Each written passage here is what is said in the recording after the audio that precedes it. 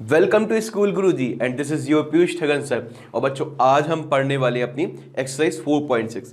अभी तक हमने मैट्रिसेस और डिटरमिनेंट जो भी पढ़ा था, जितना भी पढ़ा था, वो सिर्फ इस एक्सरसाइज को समझने के लिए किया था। किसके लिए? हमने मैट्रिसेस के जो हमें एप्लीकेशंस हैं, ठीक है, एप्लीकेशन क्या है, उसके लीनियर इक्वेशन को सॉल्व करने का जो शुरुआत में बताया था कि हमें लीनियर इक्वेशन को सॉल्व करने के तरीका फाइंड किया है नया, जिसको हमने मैट्रिसेस नाम दिया है, ठीक है, जिससे हम वैल्यू निकालते। तो वही चीज आ गई आज आपको जिस चीज का इंतजार था ना, वो चीज आज सामने आ चुकी है, ठीक है। तो कैसे करना है सर? डिटर्मिनेंट और मैट्रिसेस के एप्लीकेशन, जो हमें मेन एप्लीकेशन है लीनियर इक्वेशन को सॉल्व करना, सर उसको करते कैसे हैं?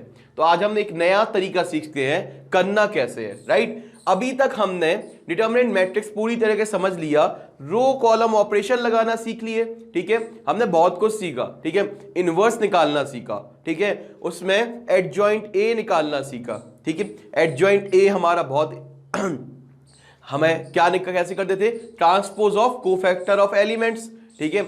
इनवर्स निकालना सीखा, वो क्या होता था? एडजॉइंट ए अपॉन डिटर्मिनेंट ए। हमने काफी कुछ चीजें सीख ली थी। किस लिए सीखी थी? क्योंकि हमें लीनियर इक्वेशन को सॉल्व करना था। तो अब लीनियर इक्वेशन के लिए थोड़ा सा बैक चले जाओ, वो क्या है, क्लास 10th में चले जाओ। क्लास 10th में जैसे ही हम पहुंच जाएंगे, तो क्लास 10th में हमने कई चीजें पढ़ी थी, जैसे हमें आपने पढ़ा होगा लाइन में नो सॉल्यूशन, ठीक है, यूनिक सॉल्यूशन और इनफाइनाइट मैनी सॉल्यूशन। काफी चीज ये चीज थोड़ी थोड़ी समझी थी ना, ये वर्ड तो सुने थे ना, कोई बात नहीं, ये वर्ड तो सुने हैं कि इनफाइनाइट मैनी सॉल्यूशन क्या होते हैं, यूनिक सॉल्यूशन क्या होता है, जब दो लाइनें एक दूसरे से टकराती हैं तो एक सिंगल पॉइंट पे टकराती हैं, तो उसमें क्या होता है? यूनिक सॉल्यूशन हो जाता है, ठीक है। इनफाइनाइट मतलब हमारी लाइनें पैरेलल हो जाए, ठीक है, तो इनफाइनाइट मैनी नो सॉल्यूशन आ जाएगा, सॉरी लाइनें पैरेलल हो जाए तो हमारी क्या आ जाएगा? नो सॉल्यूशन आ जाएगा। और अगर लाइन के ऊपर लाइन कोइंसाइड कर जाए तो हमारे कितनी हो जाएंगी? इनफाइनाइट मैनी सॉल्यूशन हो जाएंगे। हमने काफी चीजें देखी थी। अब हम इन्हीं नो सॉल्यूशन और सॉल्यूशन जो है वो हम मैट्रिक्स में देखने जा रहे हैं, ठीक है, कैसे इनफाइनाइट मैनी सॉल्यूशन होते हैं, कैसे चीजें होती हैं। तो हमारी कोई लाइन की इक्वेशन थी इस तरीके से, a1x plus b1y plus c1z। What is a1 b1 c1? हम एक एक चीज डिस्कस करेंगे। a1 b1 is some constant, जैसे 2x plus 3y plus 4z, ठीक है, equal to d1। What is sir d1? d1 is a constant number जिनकी ये वैल्यू आएगी, इसका अगर x y और z जो हमारे 3D कोऑर्डिनेट्स हैं, मतलब जो लाइन है वो दो मतलब प्लेन में नहीं है, ठीक है, लाइन किसी प्लेन में नहीं है, वो पूरे 3D में है। मतलब यहां पर अगर मैं बात करूं बच्चा, ये हमारा बोर्ड है तो ये प्लेन में, अगर मैं ऐसी खींच देता तो ये हमारी प्लेन में हो जाती, मतलब ये लाइन x एक्सिस पे है और y एक्सिस पे है। अगर मैं इसी लाइन को मैं ऐसा कर देता टेढ़ा, तो देखो ये x एक्सिस पे भी मानी जाती, ये y एक्सिस पे भी मानी जाती और ये z पे भी मानी जाती, जो बाहर निकल के आ रही है, इसलिए मैंने इसको ऐसा टेढ़ा किया है। और जबकि z एक्सिस ऐसी है पर ये लाइन हमारी ऐसी है, ठीक है। तो ये जो लाइनें थी ये 3D कोऑर्डिनेट्स में थी, एक्स वाई जेड के फॉर्मेट में, ठीक है, जिसकी अगर वैल्यू रख दी जाए एक्स वाई जेड की, इनके कांस्टेंट से मल्टीपल कर आ जाए तो एक वैल्यू आएगी सॉल्व करने पर। वो क्या था? हमारा वैल्यू d1 था। क्या इतनी चीज क्लियर है? इसी तरीके से अगर मान लो 3 लाइनें हैं, तो तीनों लाइन में आपस में क्या सॉल्यूशन है, मतलब एक्स वाई जेड क्या है, या तो वो इनफाइनाइट होंगे या फिर बहुत सारी, अगर तीनों लाइन एक के ऊपर एक रखी होगी तो इनफाइनाइट मैनी सॉल्यूशन बन जाएंगे, मतलब एक्स वाई जेड की कुछ भी वैल्यू रख दो। तो यहां पर अगर वो टकरा रही होंगी, किसी एक पॉइंट पर टकरा रही होंगी, तो क्या बनेंगे? आप बोलोगे सर कोई एक परफेक्ट सॉल्यूशन मिलेगा, एक्स वाई जेड का यूनिक सॉल्यूशन मिलेगा। तो हमें वही चेक करना है कि एक्स वाई जेड की क्या वैल्यू मिल रही है, ठीक है। तो लिखने का तरीका मैट्रिक्स फॉर्म में क्या होता है, ध्यान से सुनना। यहां पर हमने ये अपनी लाइन की इक्वेशन लिख दी, तो मैट्रिक्स फॉर्म में कैसे लिखते हैं, ध्यान से सुनना। a1 b1 c1 लिख दिया। अभी इसको कुछ मत समझो, सब समझाऊंगा A to Z। देखो जो भी लिखा है ये मेरे लिए नहीं लिखा, आप ही के लिए लिखा है, ठीक है। तो इतना ध्यान रखना कि ये आपको ही समझाऊंगा। ऐसा नहीं है कि कुछ बच्चों को यहाँ पर इतना पार्ट समझा दिया, बाकी को बोलेंगे तो मैं अलग से भेज देंगे आधा वीडियो का, ठीक है। तो ये नहीं होगा, बिल्कुल हमारे साथ बिल्कुल बने रहो, ठीक है। इसके बाद मैं आपको एक चीज समझाऊंगा। a1 b1 लिखने का तरीका सीख लो। a1 b1 c1 हमने यहां पर कांस्टेंट रखते हैं, a2 b2 C2। इतनी चीज क्लियर है? A3 B3 और C3। क्या ये चीज क्लियर है? बोले यस सर। अब हम यहां पर इधर D1 D2 D3 या X Y Z क्या रखते हैं? तो हम यहां पर रखते हैं X Y Z। सर ये हमारे ऐसे हॉरिजेंटली है, why should we put it this in vertical option, vertically? तो यहां पर जबकि हमने कांस्टेंट तो वैसे ही रखे, क्योंकि जब आप मल्टीपल करते हो तब आप मल्टीपल करते हो तो आपका रो का किससे मल्टीपल होता है? कॉलम से। तो हमारे जो रो एलिमेंट थे दूसरी बार जो हमारे मल्टीप्लाई, ये दो इन दोनों का मल्टीप्लाई हुआ तो पहला तो रो में चल जाएगा, पर दूसरा किस में होना चाहिए? Column wise. जैसे A1 X आ जाएगा, B1 Y आ जाएगा और C1 Z आ जाएगा। ये मैट्रिक्स की कंडीशन होती है। एक एक चीज समझाऊंगा, क्यों नहीं ये रो वाइज लिखे गए, क्यों ये कॉलम लिखे गए, क्योंकि मल्टीप्लिकेशन तो नॉर्मली है, पर मैट्रिक्स में ये अगर रो में लिख दिया तो दूसरा अगर मल्टीप्लिकेशन करना है तो दूसरा आपको कॉलम वाइज लिखना पड़ेगा। ठीक है, इतनी बात क्लियर हो गई। अब इनको हमने, ये तो वैल्यू है जो हमारा मल्टीप्लाई करने के बाद सीधी सीधी आएंगी, तो इनको सीधा सीधा ही है तो सीधे सीधे ही लिख देंगे। क्या इतनी चीज क्लियर है? तो हमने D1 D2 D3 लिख दिया। अब अगर आपको देखो, अगर हम इसको पूरा मान लें कि ये कोई मैट्रिक्स थी जिसको हम मान लेते थे A, क्या ये चीज क्लियर है? A इक्वल टू कोई ऐसी मैट्रिक्स है जिसकी वैल्यू है, ठीक है, ये हमारा पैटर्न है तो हमने इसको मान लिया ये X है। क्या इतनी कहानी क्लियर है? ये हमने पूरा X where axis X Y Z, ठीक है, एक्सिस क्या है? ये क्या है? हमारे ABCD एक कांस्टेंट है, ठीक है, ये वेरिएबल है, तो X किसको डिनोट कर रहा है? सारे वेरिएबल्स को। इसके बाद हमने ये D1 D2 D3 जो हमारे वैल्यूज थे, ठीक है, सॉल्व करने के बाद इसको हमने बोल दिया B। क्या इतनी कहानी क्लियर है? तो ये फॉर्मेट बन जाता है AX इक्वल टू B। क्या यहां तक क्लियर है? अगर मैं अब बात कह दूं, वो क्या बात है ध्यान सुनना, तो मैं इसको लिख देता हूं, ये फॉर्मेट क्या बना? AX equal to B। क्या इतनी चीज क्लियर है? आप बोलोगे यस सर, यहां तक हमारी कहानी पूरी क्लियर है। AX इक्वल टू B में फॉर्मेट में बन गया। A पूरी मैट्रिक्स हो गई, X दिस मैट्रिक्स और B equal to this matrix. तो हम इसको शॉर्ट फॉर्म में लिख दिया, कोई बड़ी बात तो नहीं की। अब मैं लिख रहा हूं, मान लो इफ इनवर्स इज एग्जिस्ट। अगर इनवर्स एग्जिस्ट करता है, इसका मतलब क्या है? इनवर्स कब एग्जिस्ट करता है? सबसे पहले तो आप ये देखोगे इनवर्स कब एग्जिस्ट करता है? जब हमारा determinant A not equal to 0 हो जाए। Determinant A not equal to 0 हो जाए, इसका मतलब क्या है? इफ अगर हमारा डिटर्मिनेंट A 0 नहीं हो, मतलब A is non singular matrix हो। अगर A हमारा if A is non singular matrix, इसका मतलब क्या है? डिटर्मिनेंट A 0 नहीं है। डिटर्मिनेंट A 0 किस में होता है? सिंगुलर मैट्रिक्स में। नॉन सिंगुलर के केस में क्या होता है? डिटर्मिनेंट A 0 के बराबर नहीं होता। देन क्या होता है? Then inverse exist. Inverse exist करता है, ठीक है। कब एग्जिस्ट करता है? जब हमारा determinant A not equal to 0 हो, ठीक है, तो वो नॉन सिंगुलर मैट्रिक्स कहलाती है। तो वो M मतलब मैट्रिक्स से डिनोट किया गया बच्चा, ठीक है। Then inverse exist, inverse exist करेगा। अब हम इनवर्स कैसे फाइंड करेंगे सर? तो ध्यान से सुनना, मैंने क्या किया, इसी में मल्टीप्लाई कर दिया, multiply by A inverse both side, क्योंकि इनवर्स निकालने का तरीका है इनवर्स से मल्टीप्लाई। किसी भी इक्वेशन को, इक्वेशन से हमें याद करो, इक्वेशन को इनवर्स वैल्यू निकालने का तरीका क्या था? इक्वेशन से इनवर्स का मल्टीप्लाई। तो हमने यहां से A इनवर्स AX, ठीक है, equal to A inverse B, हमने क्या कर दिया? Multiply both by A inverse both side, और दोनों तरफ इसमें मल्टीप्लाई कर दिया, A इनवर्स का, इसमें भी A इनवर्स का। A इनवर्स A आपको पता है वो होता है आइडेंटिटी मैट्रिक्स, तो ये क्या आ गया? X, ठीक है, और X इक्वल टू क्या आ गया? A inverse B। अब ये क्या निकाल दिया आपने सर? ये हमें, एक सेकेंड रुकना, ठीक है। अब ध्यान से सुनना, मैंने अभी क्या निकाला, यहां पर ये इसको एक X लिख देता हूं।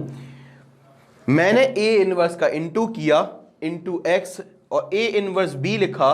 अब मैंने A इनवर्स का दोनों साइड इंटू किया था, तो मैंने ए इनवर्स ए, आपको पता है कट ए इनवर्स मतलब 1/a और ए से ए कट जाएगा, इसको वैसे भी बोलते हैं आई, ठीक है। तो ये आई आ गया आइडेंटिटी मैट्रिक्स, और आई इंटू एक्स, एक्स ही होगा, तो इक्वल टू हमने कर दिया ए इनवर्स बी।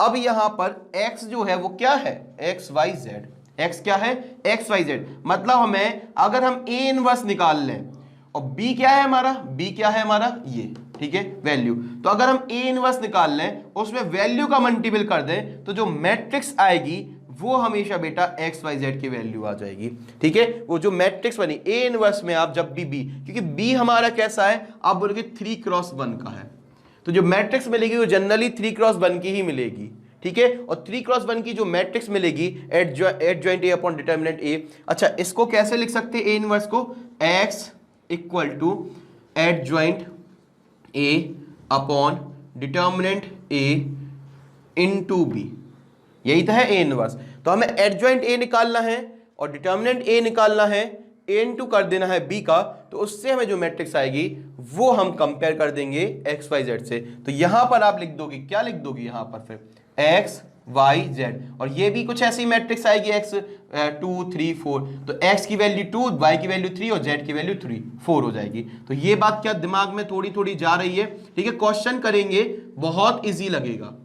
अब इसी चीज को इस तरीके से यहां पर समझाया गया है, वैसे थ्योरेटिकल पैटर्न में समझ लेते हैं। क्या ये चीज क्लियर हो गई? अब समझते हैं ये वाली चीज।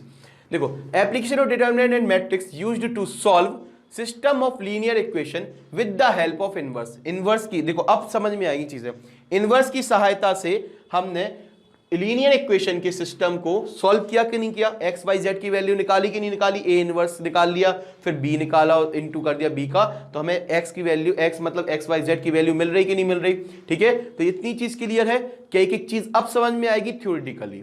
उसके बाद क्या होगा, या तो लीनियर इक्वेशन को सॉल्व करेंगे तो या तो मिलेगा सॉल्यूशन है या फिर सॉल्यूशन नहीं होगा। आप जब एक्स वाई जेड की वैल्यू निकालोगे तो या तो हमारा सॉल्यूशन नहीं होगा, अगर हमारा क्या होगा, नो सॉल्यूशन आ गया, कोई सॉल्यूशन ही नहीं है, तो हम क्या बोलेंगे, सिस्टम हमारा इनकंसिस्टेंट है। क्या है? इनकंसिस्टेंट है। अगर हमारा सॉल्यूशन होगा, सॉल्यूशन अगर है तो कंसिस्टेंट होगा। बात समझ में आ रही? अगर हम सॉल्यूशन मिलेगा हमें तो हम बोल देंगे कंसिस्टेंट है, और अगर सॉल्यूशन नहीं मिलता तो सिर्फ बोल देंगे दिस इज इनकंसिस्टेंट। एंड में इतना क्लियर है। आप जब सॉल्व करोगे अगर सॉल्यूशन आ जाता है तो हम बोल देंगे this matrix is this values is consistent और दिस मैट्रिक्स इज कंसिस्टेंट, और यहां पर अगर नहीं आता है तो हम बोल देंगे इनकंसिस्टेंट है। सीधी सी बात है, एंड में यही तो बोलना है। अगर कंसिस्टेंट आपने देखा, कंसिस्टेंट की बात करें तो कंसिस्टेंट में दो चीजें होती हैं, वो होता है unique solution, infinite solution. Consistent में दो बातें ध्यान रखना, पहली चीज यूनिक सॉल्यूशन, दूसरी चीज इनफाइनाइट सॉल्यूशन। हमें नो सॉल्यूशन की कम ही बात करेंगे, सारे क्वेश्चन जो हैं वो इस पे डिपेंडेंट है, सारे क्वेश्चन ही आपको इसके आएंगे। इनफाइनाइट मैनी सॉल्यूशन का आपको क्वेश्चन एक भी नहीं मिलेगा, ठीक है। तो इसको समझ लेते हैं।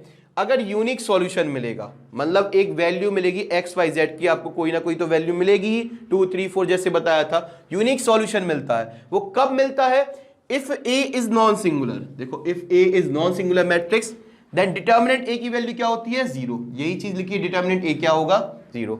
अगर ए हमारा determinant A not equal to 0 आ गया, मतलब ए कैसी है, सिंगुलर मैट्रिक्स है, ठीक है, नॉन सिंगुलर मैट्रिक्स है, तो इनवर्स तो एग्जिस्ट करेगा ही करेगा, क्योंकि नॉन सिंगुलर मैट्रिक्स में ही इनवर्स एग्जिस्ट करता है। तो इससे क्या पता चला कि इनवर्स एग्जिस्ट करेगा।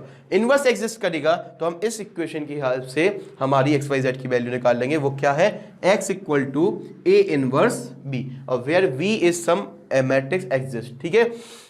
तो इतनी चीज क्लियर हो गई होगी। फिर से बोल रहा हूं, ए नॉन सिंगुलर मैट्रिक्स है, then determinant of A not equal to 0 होगा, तो ए इनवर्स एग्जिस्ट आ जाएगा। अगर मान लो, वैसे तो नहीं होगा, अगर मान लो डिटर्मिनेंट ए 0 आ गया, डिटर्मिनेंट ए 0 आ गया, और 0 कब आता है, जब इफ ए इज सिंगुलर हो। क्या हो, सिंगुलर मैट्रिक्स के लिए। नॉन सिंगुलर में 0 नहीं आता है और सिंगुलर में 0 आता है। इतनी चीज क्लियर है। अब डिटर्मिनेंट ए 0 आ गया तो क्या होगा, इनफाइनाइट मैनी सॉल्यूशन होंगे। कैसे होंगे, ध्यान सुनना। अगर सबसे पहले तो आपको ये अभी नहीं पता होगा कि इनफाइनाइट आएंगे या क्या आएंगे, आप तो सिर्फ ये चेक करोगे जब इसको सॉल्व करोगे, इस वाली वैल्यू को, ये a है और ये 0 आ जाए, तो आप क्या करोगे, केस फर्स्ट क्या चेक करोगे, आप निकालोगे एडजॉइंट a, और एडजॉइंट a में b का मल्टीपल करोगे। तो अगर आपको 0 मिल जाए, एडजॉइंट a में b का मल्टीपल करोगे, तो आप कह दो कि या तो ये कंसिस्टेंट है और इनकंसिस्टेंट, कुछ भी हो सकता है। वो डिपेंड किस पे करेगा, इक्वेशन को देख के उसी समय बताऊंगा कैसे डिपेंड करेगा, ठीक है। तो आप क्या बोलोगे, या तो कंसिस्टेंट है, ठीक है। इक्वेशन जब आप इसको निकालोगे तो पता चल जाएगा, वैल्यू कुछ आएंगी तो कंसिस्टेंट बन जाएगा, या तो कंसिस्टेंट बन जाएगा, यूनिक सॉल्यूशन आ जाएगा, या फिर नहीं बनेगा। दोनों केस होते हैं। सॉल्व करेंगे, अगर हमारा 0 आ गया तो हम बोल देंगे या तो कंसिस्टेंट बनेगा, वो वहीं पता चल जाएगा। देखो ना, अभी क्वेश्चंस अगर एक आध होगा, वैसे तो हम नहीं है, अगर होगा तो वहीं पता चल जाएगा कंसिस्टेंट होगा या इनकंसिस्टेंट होगा, ठीक है। तो लेकिन एक बात याद रखना, इनफाइनाइट मैनी सॉल्यूशन हमेशा कहा जाएगा। क्या कहा जाएगा वो, अगर ये हम चेक कर रहे हैं तो हम बोलेंगे इनफाइनाइट मैनी सॉल्यूशन है। इतनी कहानी क्लियर है। If adjoint a dot b, अगर हमारा ये भी नॉट 0 आ जाए, नॉट इक्वल टू 0, तो हम कह देंगे इनकंसिस्टेंट है। इसकी हमें ज्यादा बात नहीं करनी। फिर बोलता हूं, डिटर्मिनेंट a क्या याद करना है, बस छोटी सी बात है। ये तो हमें पता है कि अगर 0 आ गया तो नॉन सिंगुलर होगा, इतनी चीज याद करनी नहीं करनी। अब केस फर्स्ट क्या है, एडजॉइंट a इंटू बी निकालना है, एडजॉइंट a इंटू बी निकालना है। एडजॉइंट a इंटू बी अगर 0 आ गया, एडजॉइंट a इंटू बी 0 आ गए, तो दोनों की कंडीशन बन जाएगी, और नहीं आया तो सीधा बोल देंगे इनकंसिस्टेंट है। क्या ये बात क्लियर है, ठीक है। तो सीधा हम बोल देंगे इनकंसिस्टेंट है। सीधा तो पता है, अगर नॉट इक्वल टू 0 आ गया तो सीधा बोलना है, ठीक है, और इक्वल टू 0 आ गया तो दो चीज बोलनी है। क्या कहानी क्लियर है, इक्वल टू 0 दो चीजें, सीधा आ गया इनकंसिस्टेंट। क्या इतनी कहानी क्लियर है। तो अब हम बिल्कुल भी समय ना गवाते हुए अपनी एक्सरसाइज पर आ जाते हैं, जहां पर हमें यूनिक सॉल्यूशन के मैक्सिमम क्वेश्चंस हैं, ठीक है, जिसमें हमें a, सबसे पहले डिटर्मिनेंट a निकालेंगे, फिर हम लिखेंगे उसको नॉन सिंगुलर मैट्रिक्स है, ठीक है, फिर a इनवर्स एग्जिस्ट करता है, फिर हम उसका इनवर्स निकाल के सॉल्व करेंगे। तो फटाफट आ जाते हैं अपनी एक्सरसाइज पर, एक्सरसाइज 4.6 पर। तो बच्चा अब हम आ जाते हैं अपने एक्सरसाइज 4.6 पर। बिलीव करना बहुत इजी है, एक बार प्रैक्टिस और एक बार देखने की जरूरत है। एक बार अच्छे से फोकस करके समझ लो, कुछ भी आसान,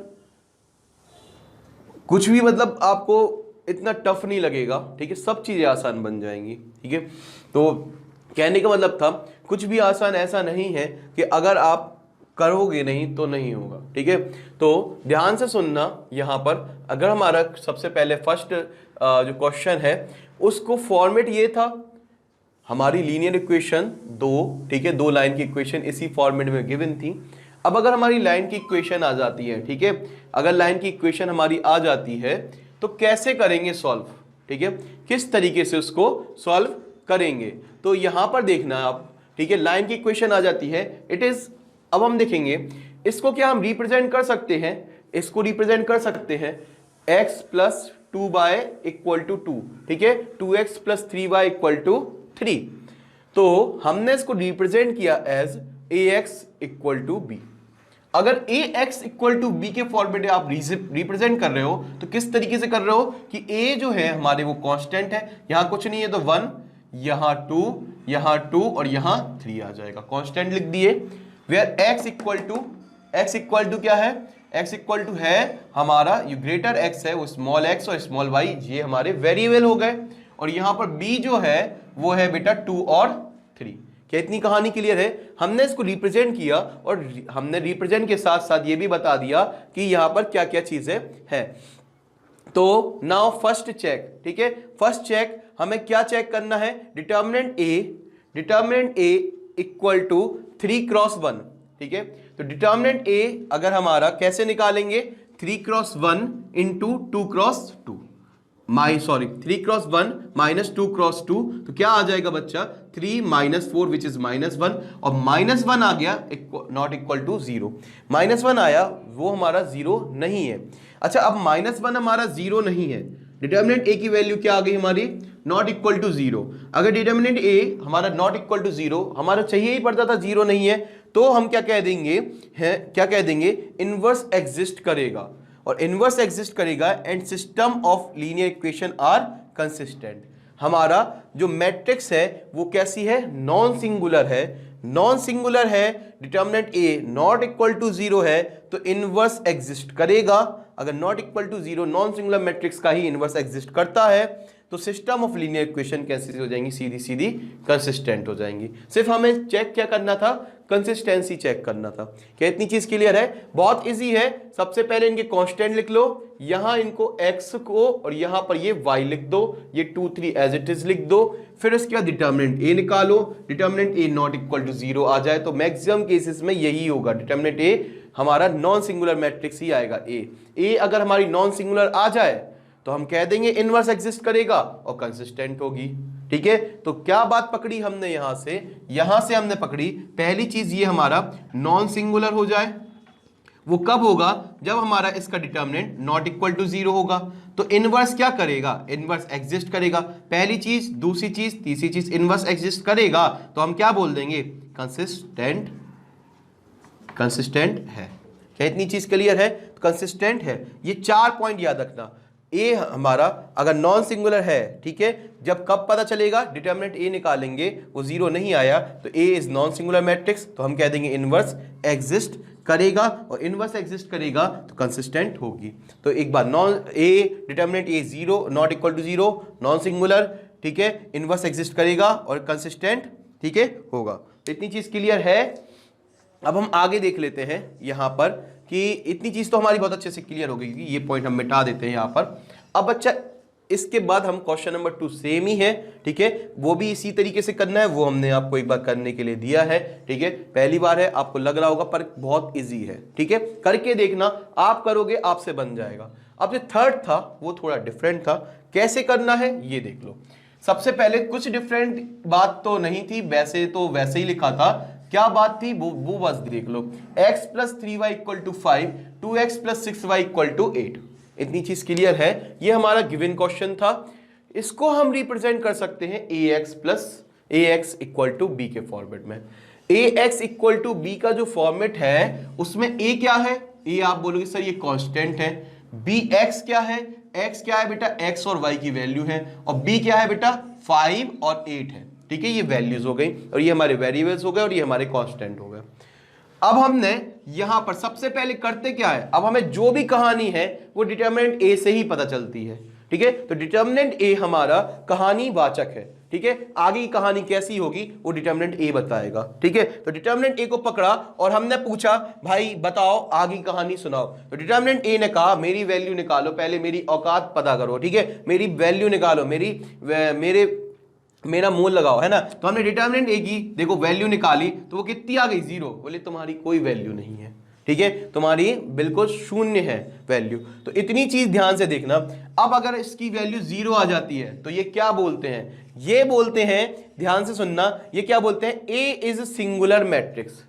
ए हमारी सिंगुलर मैट्रिक्स है। ठीक है, नॉन सिंगुलर कब होती है, जब हमारी 0 नहीं होती, जब इनकी कुछ वैल्यू आ जाती है, जब ये कुछ वैल्यू वाले हो जाते हैं, इनकी कोई वैल्यू आती है तब ये नॉन सिंगुलर हो जाते हैं। मतलब पैसे आ जाएंगे इनके पास या कोई वैल्यू आ जाएगी तो ये नहीं रहेंगे सिंगुलर। ये बहुत सारे लोगों को इकट्ठा कर ले, नॉन मतलब सिंगुलर, सिंगल मतलब सिंगल नहीं रहते। जैसे इनके पास पैसे या कोई वैल्यू आ जाती तो ये हो जाते हैं नॉन सिंगुलर। ठीक है, अभी कैसे है, पैसे नहीं है, सिंगल है। ठीक है, जिसके पास पैसे नहीं रहते वो कैसा होता, अकेला, है ना, ज्यादा जरूरी नहीं है दोस्त तुम्हारा। ठीक है, अच्छा ऐसे तो कहते हैं कि गरीबी में ज्यादा अच्छे दोस्त होते हैं। ठीक है, पर यहां पर ध्यान सुनना, अगर आप पैसे नहीं है तो आपके रिश्तेदार वगैरह सब आपका साथ छोड़ देंगे, तो कैसे हो जाओगे आप, सिंगल हो जाओगे। तो इतनी चीज याद रखना, ए इज सिंगुलर मैट्रिक्स। अगर हमारे पास कुछ ना कुछ आएगा, ठीक है, या हमें कुछ भी होगा तो हम नॉन सिंगुलर बन जाएंगे, मतलब हमारे पास सब कुछ होगा, परिवार, पैसा, गाड़ी, महंगा घर, ठीक है, साथ में माँ भी। अब इसके बाद देखते हैं hence inverse does not exist. तो क्या नहीं करेगा, इनवर्स मतलब हमारा, अगर हम सिंगल हैं तो इनवर्स डज नॉट एग्जिस्ट, मतलब हमारा परिवार तो होगा ही नहीं, है ना, मतलब हमारे फैमिली जो रिलेटिव्स हैं वो तो आएंगे ही नहीं आएंगे। इनवर्स को समझ लो जैसे रिलेटिव्स है ना, तो होंगे ही नहीं। मतलब आपके, अगर आप सिंगल हो, पैसे नहीं है, तो फिर क्या आपके मतलब रिलेटिव्स हेल्प करेंगे। ठीक है, ऐसे समय में कोई काम नहीं आता, तो इनवर्स एग्जिस्ट नहीं करेगा। ठीक है, आपका मतलब धन दौलत तो एग्जिस्ट करेगी नहीं। ठीक है, इसके बाद अगर इनवर्स एग्जिस्ट नहीं करता, इनवर्स एग्जिस्ट नहीं करता तो ए इनवर्स तो हम निकाल ही नहीं सकते हैं, इनवर्स एग्जिस्ट नहीं करता। अभी तक तो एग्जिस्ट कर रहा था तो हमने कंसिस्टेंट बोल दिया था, अब नहीं करेगा, ठीक है। अगर नहीं करेगा तो फिर हम क्या कहेंगे, तो फिर हमें कुछ ना कुछ तो कहना पड़ेगा। क्या है, जब हमारे पास नहीं होता तो हम बोलते हैं, वैसे हो जाता तो चुप रहते हैं। जैसे हमसे काम बन जाए, हम कुछ कर लें तो हम ज्यादा नहीं बोलते, फिर लोग बाग बोलते हैं। और अगर नहीं हो पाता तो 10 रीजन रहते हैं। तो 10 रीजन सुनो क्या है। तो ठीक है, तो पहला रीजन इन्होंने पहले ही रीजन में खत्म कर दिया। बहुत बढ़िया रीजन बताया इन्होंने। क्या बताया कि आप सबसे पहले तो एडजॉइंट ए निकालो, ठीक है। अब इन्हें दूसरे तरीके से अपनाया, क्योंकि इनवर्स तो था ही नहीं इनके पास, मेन चीज तो पैसा था ही नहीं, ठीक है, रिलेटिव से ही नहीं, तो इनने कहा कहीं और से बुलाओ। तो इनने दूसरा रिलेटिव कौन बुलाया, एडजॉइंट ए, ठीक है। अब इनके मेन रिलेटिव नहीं थे तो इनने नकली वाले बुला लिए, ठीक है, उधारी वाले। तो इनने क्या बोला, एडजॉइंट ए निकाला। एडजॉइंट ए निकाला इन्होंने, एडजॉइंट ए की वैल्यू निकाली। अब एडजॉइंट ए जो कि इन्हें परिवार से भिन्न थे, ठीक है, तो इनके परिवार से भिन्न थे तो क्या होता है, यहां से इंटरनल तो चेंज रहते हैं वो लोग। कैसे रहते हैं, इंटरनली डायगोनली चेंज रहते हैं। मतलब अब आप दूसरी की रिलेटिव्स बुलाओगे तो उनमें की आपकी चीजें मिलेंगी, नहीं मिलेंगी, वो सिर्फ पैसे की उम्मीद रहते हैं। तो यहां पर आप जो सोचोगे उनसे वो उल्टे ही सोचते। तो देखो यहां पर जो आपकी वैल्यू है वो चेंज मिलेगी, 6 1 हो जाएगा। और यहां पर जो मेन वैल्यू है जे 2 और 3 की, वो उन पे नेगेटिव लग जाएगा। नेगेटिव मतलब वो सिर्फ आपके, ठीक है, पैसे के लिए काम करेंगे, ठीक है। तो इसको ऐसे समझ लो, चाहे तो ऐसे समझ लो कि इनकी एक्सचेंज हो जाती और इनके साइन चेंज हो जाते, ठीक है। तो एसआई याद होगा आपको, एसआई यूनिट बताया था। एसआई मतलब एस मतलब यहां पर एस लिख देना, यहां आई लिख देना, यहां इंटरचेंज, यहां साइन चेंज, ठीक है, एसआई ऑफ एलिमेंट्स। अब इसके बाद क्या करेंगे, ये हमने एडजॉइंट ए निकाल दिया। अब हमें क्या करना था, एडजॉइंट ए के साथ क्या करना था, तो उसने बताया कि हमारे जो रिलेटिव्स हैं, ठीक है, इनके साथ हम इन्हें सिखाएंगे, कुछ ना कुछ तो सिखाएंगे। ऐसा थोड़ी ना कि रिलेटिव्स बता देंगे तो ये बोलेंगे ये कौन लगता है आपका, तो बता ही नहीं पाए। तो हमने क्या किया, एडजॉइंट ए को साथ कुछ हमने अपने परिवार की जो छोटी मोटी बात की जो वैल्यूज थी, जो मेन वैल्यूज थी हमारे परिवार की, वो बता दी, ठीक है। तो हमने कैसे बताई, उसका इंटू इनमें कर दिया, कि इनमें इनकी गुणा का इंटू कर दिया, जिससे कुछ सीख जाए, ठीक है। तो यहां पर हमने एडजॉइंट ए में इंटू किया 5/8 का। इतनी चीज क्लियर है। अब हमने यहां पर क्या किया, यहां पर हमने फटाफट इनको सिखाया, मतलब गुणा किया, चीजें इनमें डाली कैसे, 6 -3 -2 और 1 एडजॉइंट जो रिलेटिव थे उनमें हमने अपनी कुछ वैल्यूज इसकी डाल दी। वैल्यू यही थी, ठीक है, और ये हमारे वेरिएबल थे और ये हमारे कांस्टेंट थे। तो वैल्यू हमने डाली 5 और 8 डाली, ठीक है। तो ये हमारी वैल्यू हो गई। जब हमने डाली तो हमें ये नए प्रकार से, ठीक है, ट्रांसफॉर्म हो गए, ठीक है। तो नए प्रकार से ट्रांसफॉर्म हो गए 6 और -2। क्या हमारा ये 0/0 का फॉर्मेट आया, नहीं आया। तो अगर ये हमारी कुछ वैल्यू आ गई, ठीक है, ये रिलेटिव हमारे बन गए, ये भी हमारे फेल नहीं हो गए, 0/0 नहीं आए, ये हमारी कुछ ना कुछ वैल्यू आ गई।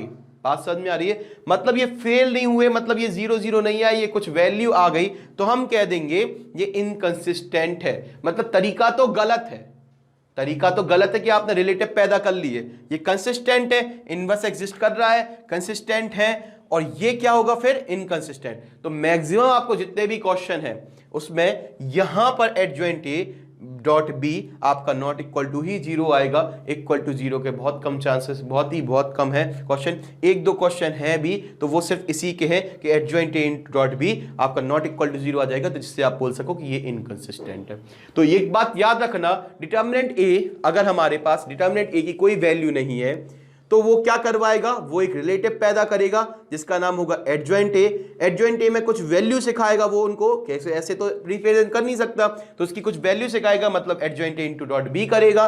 वैल्यू के बाद अगर वो हमारे शून्य नहीं हो जाते, वैसे तो नहीं होंगे, वो कोई ना कोई वैल्यू पैदा करेंगे, तो वो वैल्यू बन गए, जो हमारे हिसाब से ढल गए, लेकिन तो वो हमारे 0 नहीं हुए, शून्य नहीं हुए। तो हमने बोल दिया भले ही अपने मन में ये तरीका गलत था, लेकिन हमारा काम तो हो गया, हमें पता चल गया ये क्या है, इनकंसिस्टेंट है, ये तरीका इनकंसिस्टेंट है, ठीक है। कंसिस्टेंट क्या है हमारा, जब हमारा डिटर्मिनेंट ए की वैल्यू आए, कुछ ना कुछ वैल्यू आए जिससे हमारे पास पैसा हो, इनवर्स हो, तो इससे हम जो हमारा तरीका सही हो, जिससे हमारे रिश्तेदार भी हो। क्या इतनी चीज क्लियर है? फटाफट आ जाते हैं अपने क्वेश्चन नंबर 4। बहुत ईजी है, 4 आप कर लोगे, 5 देखो। तो बच्चा अब हम बात कर लेते हैं अपने examine the consistency of system of equation में क्वेश्चन नंबर 4 की। आप बोलो सर क्वेश्चन नंबर 4 क्यों बता दिया? जनरली इसलिए बता दिया क्योंकि हमें यहाँ पर कोई कांस्टेंट एक एक्स्ट्रा वेरिएबल गिवन था ए, तो आपको थोड़ा सा टफ ना लगे इस वजह से बता दिया बच्चा। तो बहुत ही इजी है, हम इसको रिप्रेजेंट कर सकते हैं ax इक्वल टू वी में। ए हमारा हमने लिख लिया, जो कांस्टेंट थे हमारे वो सारे रख लिए, x का वेरिएबल x की जगह, y का वेरिएबल y की जगह और z का कांस्टेंट z की जगह। तो x का जो x वेरिएबल है उसका कांस्टेंट और y का कांस्टेंट और z का कांस्टेंट वैसे ही रख लिए। अब बच्चा एंड वाली जो है इसमें x का कांस्टेंट a है, y का कांस्टेंट a है और z का कांस्टेंट 2a है। अब इसके बाद जो कैपिटल X है हमारा वो क्या वैल्यू थी, x y z, तो वो रख दी। b इक्वल टू क्या था हमारी, ये वैल्यू थी, तो ये रख दी 1 2 का 4, 4 2 का 1। ठीक है, तो ध्यान से सुनना। देन क्या आएगा, डिटर्मिनेंट। अब डिटर्मिनेंट क्या आएगा, तो डिटर्मिनेंट मतलब इसको सॉल्व करना। इसको सॉल्व कैसे करेंगे, इसको 1 को पकड़ लो, 1 को पकड़ लो, इसकी सीधी रो और इसकी नीचे वाली रो को कैंसिल कर दिया, कॉलम को कैंसिल कर दिया और रो को कैंसिल कर दिया। ठीक है, तो इतनी चीज क्लियर है। बचेगा क्या, इन दोनों का मल्टीप्लाई बचेगा, तो 3 2 जा 6a, 1 इंटू 3 2 जा 6a और 2a, 6a minus 2a 4a आ गया। अब इसके बाद सेकेंड चीज नेगेटिव होती है तो ये -1 आ गया। -1 के साथ 2 into 2a is 4a, 2 into a is 2a, तो 4a माइनस 2a प्लस का 2a, लेकिन माइनस हो गया तो माइनस का 2a आ गया। इसके बाद थर्ड एलिमेंट पकड़ो जो कि प्लस का होता है, तो हमने लिख दिया 2a minus 3a, 2a minus 3a is minus a, और ये हमने लिख दिया 4a minus 2a minus a, 4a में से 2a जाएंगे, 2a minus a is a, और a नॉट इक्वल टू 0। ये कैसे कह दिया आपने कि a नॉट इक्वल टू 0 होगा? अगर मान लो a 0 होता तो क्या कभी 4 के इक्वल होता? ये a 0 होता तो देखो a 0 यहाँ 0 यहाँ 0 यहाँ भी 0 हो जाता मल्टीप्लाई होने से, और 0 इक्वल टू 4 होता क्या? तो मतलब इसका मतलब क्या है, from equation third we can say that a not equal to 0। यहां लिख लेना, फ्रॉम इक्वेशन थर्ड की सहायता से हम कह सकते हैं कि a 0 तो नहीं होगा, और अगर 0 नहीं है, कोई ना कोई वैल्यू है तो कंसिस्टेंट है, सीधी सी बात है। तो जो हमारी डिटर्मिनेंट आया वो a आया, और डिटर्मिनेंट हमारा 0 नहीं है, मतलब नॉन सिंगुलर है, मतलब इनवर्स एग्जिस्ट करेगा, मतलब की बात है कंसिस्टेंट है। अब हम आ जाते हैं अपने 5th नंबर के क्वेश्चन पर।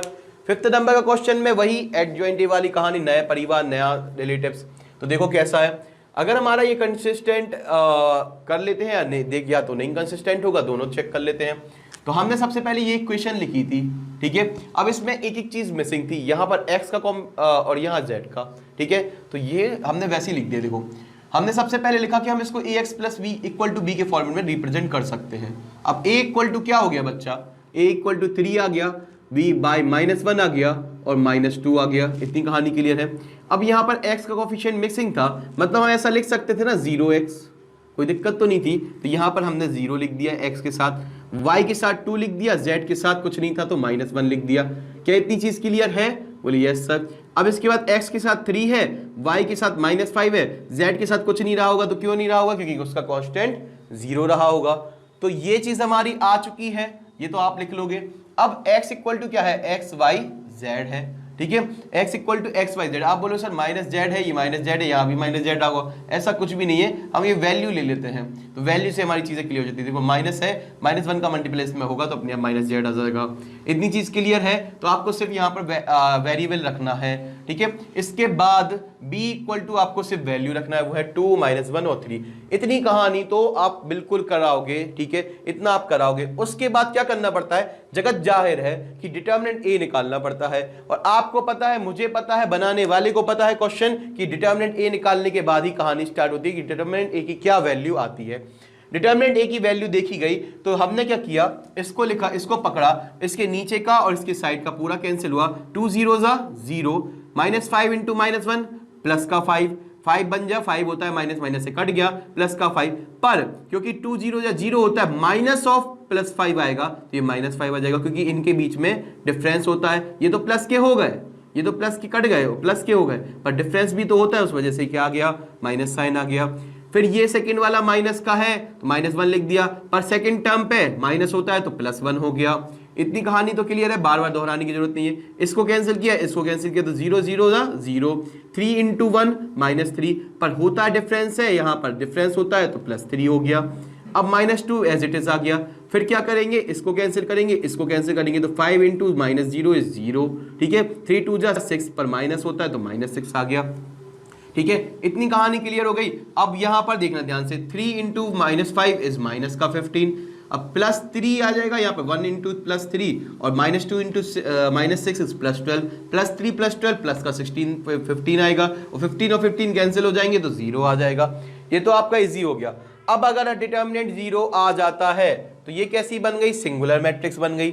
सिंगुलर मैट्रिक्स कर गई तो बन गई, तो इनवर्स एग्जिस्ट नहीं करेगा, तो हम लिखेंगे ए, सॉरी लिख नहीं पाया यहाँ पर, A is singular matrix, hence inverse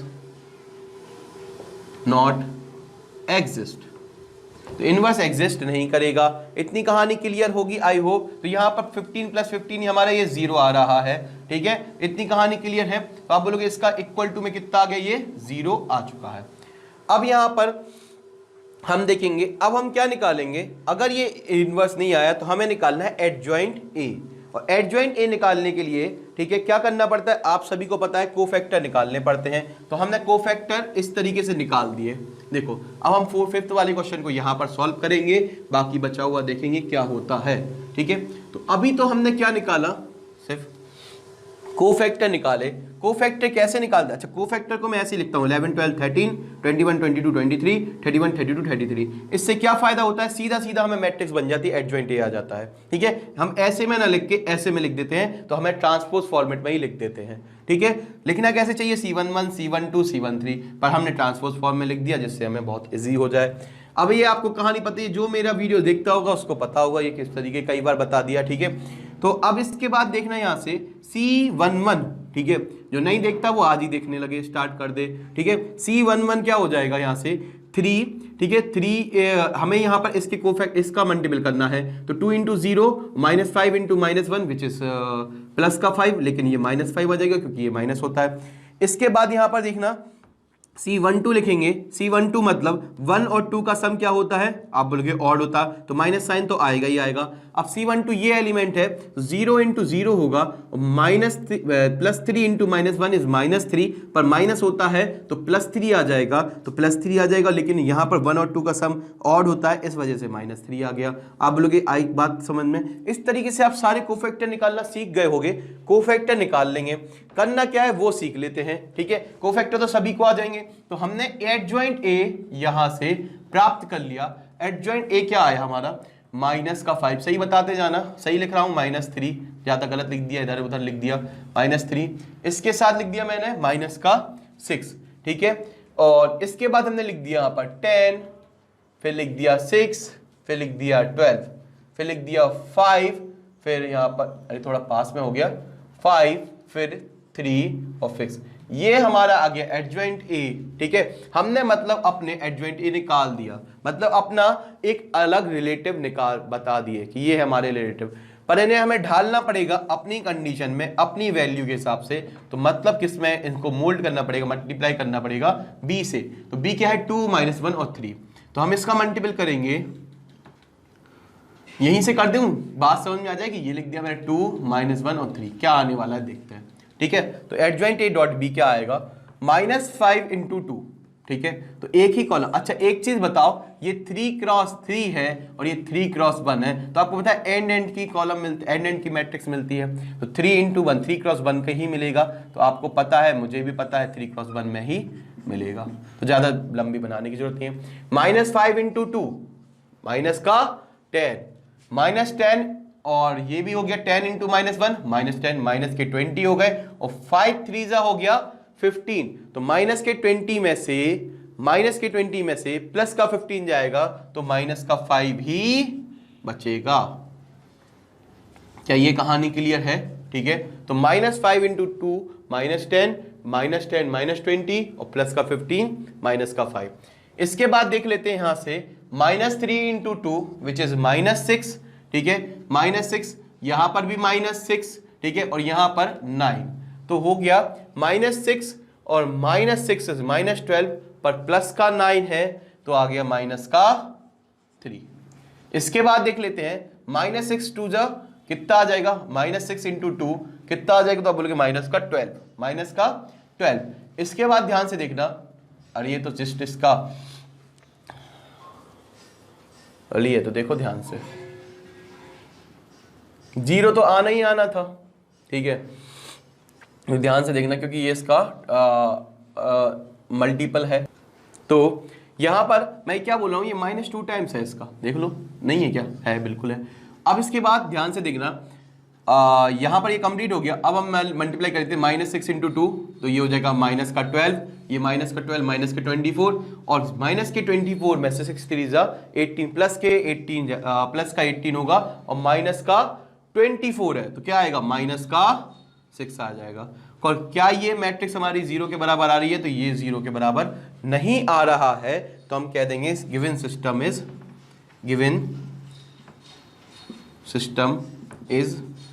inconsistent. I hope आपको ये चीज क्लियर होगी। तो अब हम आगे का अपना नेक्स्ट क्लास में देखेंगे, ठीक है, 7 से हम क्वेश्चन नंबर 16 तक नेक्स्ट क्लास में देखेंगे।